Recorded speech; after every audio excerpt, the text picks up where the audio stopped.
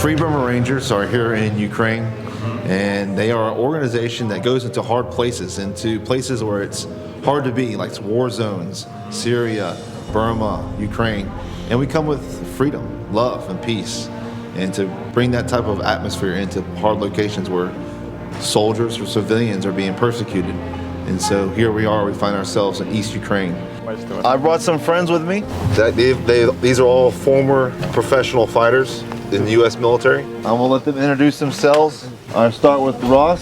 Some of us are from living in Southeast Asia, some of us live in America. We all live in different places. So our message to you today just is that you're not alone, and we're here because we believe in what you're doing. We believe in the cause you're fighting for. Currently live in Alaska, and I was in U.S. Army for 12 years. I'm so honored to be here and see your faces again. I believe in what you're doing, and I'm here because of Jesus, just like Ross said. Ну да, я миссионер, христианский, протестантский миссионер тоже. I came to Ukraine actually, I landed 12 hours before the Russians crossed the line. I love this country, I love to be here. So, all right, let's get some training done today. Y'all ready for some training? The last couple of days we are ministering to soldiers who are experiencing trauma, soldiers who have been in war for over a year and a half and who weren't soldiers before. And so they find themselves in situations that are hard, and they're dealing with things that are extremely hard, such as war, being away from their families, missing children's birthday, loss of loved ones, financial problems. And so we come to minister to those soldiers, and we connect with them because we are soldiers ourselves. Most of us are former military and have a love for Jesus, so we use that connection that we have with soldiers through our experiences, and we share the love of Jesus through that, which ends up giving them healing in those places that need healing in. It's really important that we communicate with each other. Like a team leader, he may be trying to tell you something, or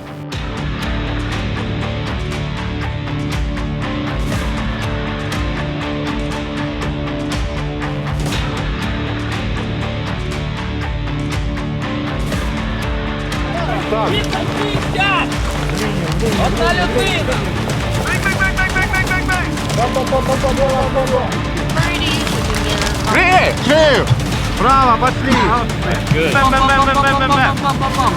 Вы центр, пошли!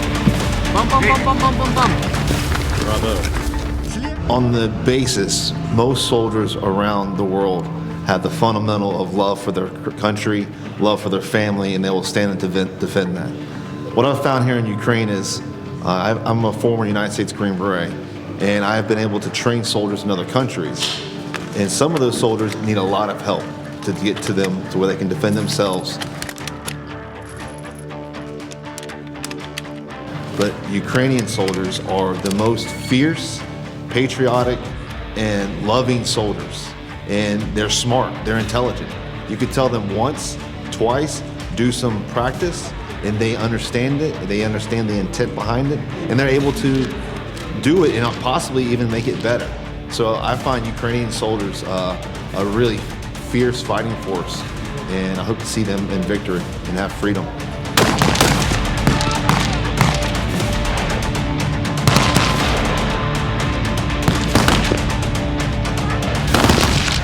you have to train and keep practicing these skills.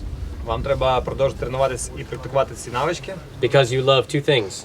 Тому що ви любите дві речі. You love your country, свою країну, and you love the men that you are fighting with. І побратимів, з якими ви воюєте.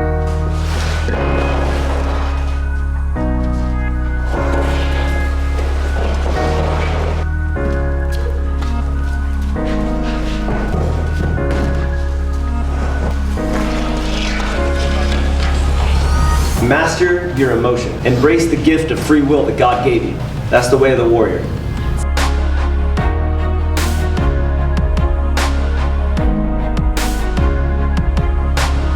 For me, the most important goal, the reason that I'm here and the rest of our team is for Jesus. We're here to glorify God. My secondary mission is to spread the gospel, and we want to see people come to Jesus. But as far as the medical training goes, we want to empower people to save the men next to them. You know, it's a horrible feeling when someone gets injured and you don't know what to do to to treat them or how to get them out or how to stabilize them. So our goal is to empower the soldiers to do their job the best way they know how and give them the tools they need to win this fight, to save their friends' lives, and to see a Ukraine that is free from oppression. Go! Go!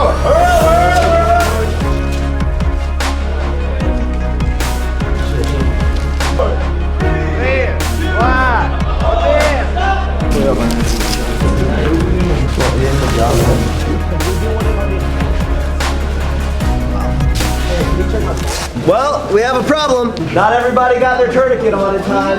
Не всі вчасно вділи турнікет. Up, down, up, down. And we train conventional forces, we train territorial defense forces, police, firefighters, and basic stop the bleed and tactical combat casualty care. I would say that today's training was good. The soldiers are motivated here. They understand the reality on the ground. They know why it's important. The way I could improve it is more time, right? That's the biggest challenge in Ukraine. There's already a war on, is finding the time to make sure the soldiers get the training that they deserve. What's the first thing I look for on my patient? Massive bleeding, right? So we're talking about March.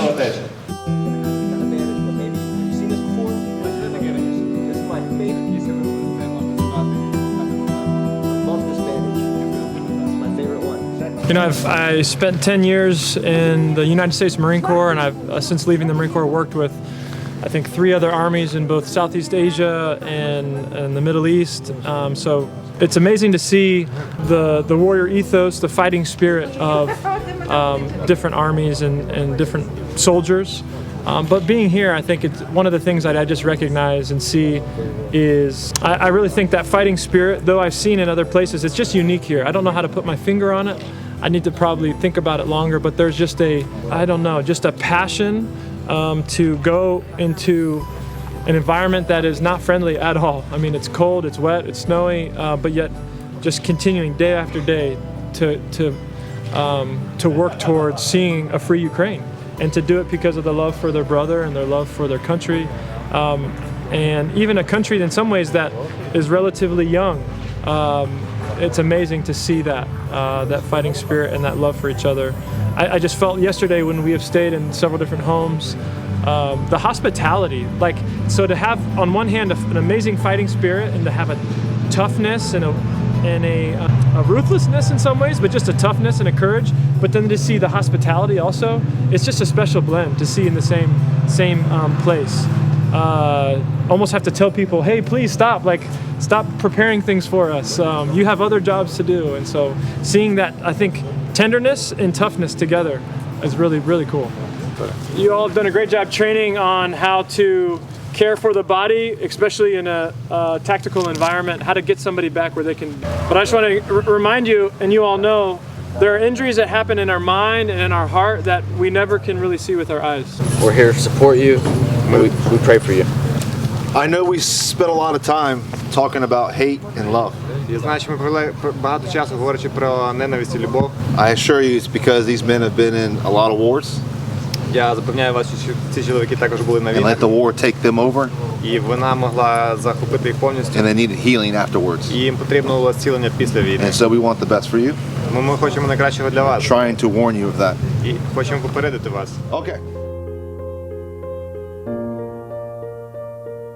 But sometimes the best thing you can do, there's nothing you can do. There's nothing you can do for a soldier who just lost his best friend to an artillery barrage. But you can be there and suffer with them in the midst of their pain. Sometimes your mere presence and your willingness to pray for them is the best ministry that you can give. And so I think that's an important consideration for all of us, for all chaplains, for all Christians in the Ukraine.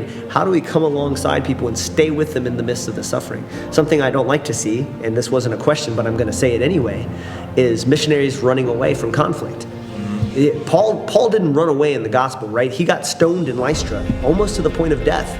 And then he left that area and then came back to Lystra, where he had almost been killed. We're all missionaries, all chaplains, we need to learn from something from that. We need to be willing to be in the midst of the fight, suffering alongside the men.